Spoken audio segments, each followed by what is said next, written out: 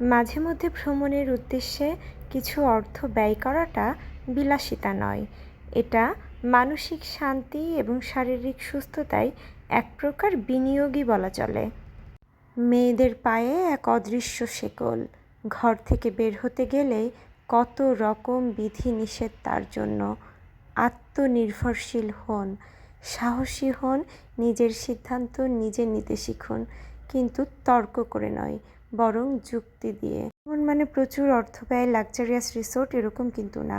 একটা ছোট্ট ট্রিপে বাজেটের মধ্যে সব কিছু করাটাও কিন্তু ভ্রমণের উদ্দেশ্য। আমরা সেরকম ভ্রমণে গিয়েছিলাম এবং এই ভ্রমণের মাধ্যমে নিজেকে নতুনভাবে খুঁজে পেয়েছি। নিজের আত্মবিশ্বাস আরও প্রবল হয়েছে।